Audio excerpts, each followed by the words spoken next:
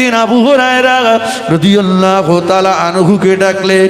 আবু হুরায়রাকে ডেকে নবী আবু হুরায়রাকে একটা তবিল দিলেন, তবিল আর এক মুঠো খেজুর নিয়ে তবিলের ভিতরে দিয়ে বললেন, ও বাবা আবু হুরায়রা, যখন তোমার ক্ষুধা লাগবে তবিলের ভিতরে বিসমিল্লাহ শরীফ পড়ে হাত দেবে, খেজুর বার করে করে খাবে, তবিলটা যেন কোনোদিন উল্টো করে ছাড়া পারবে না। আবু হুরায়রা বলে, মনে মনে ভাবছিলাম এক মুঠো খেজুর কদিন বা হতে পারে। ও নবীর সাহাবীরা, আল্লাহ নবীর দেওয়া তবিলটা আবু হুরায়রার কাছে একটা দুটো দিন নয়, একটা দুটো মাস নয়, একটা দুটো বছর নয়, আমি আবু হুরায়রা আমার কাছে আল্লাহ নবীর দেওয়া ওই তবিলটা 12টা বছর ছিল।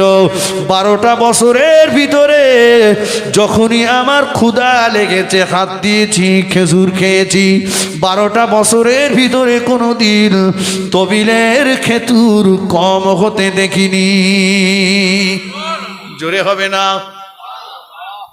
বড় ভাইয়ের মতো মনে হচ্ছে কথা বলে? এখনো হয়নি?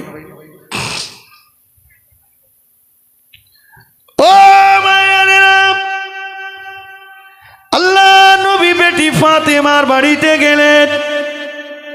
ফাতেমার বাড়িতে যে দেখেন ফাতেমাতুজ জাহরা রাদিয়াল্লাহু তাআলা আনহা রুটি বেলছে। আল্লাহ নবী বললেন, মা ফাতেমা, আমার কাছে দাও মা, আমি রুটি বেলে দিচ্ছি, তুমি রুটি ছেঁকে নাও। নবী মেয়েকে ভালোবাসতেন, আমরা ভালোবাসি তো? কথা বলে না কেন খোদা? আল্লাহু আকবার। বাচ্চা গর্ভে আসার আগের থেকে তাবিজ করতে বলতেছেন ছেলে হয়, ছেলে হয়। মেয়ে হয়েছে মনমতি খারাপ, কথা বুঝেননি?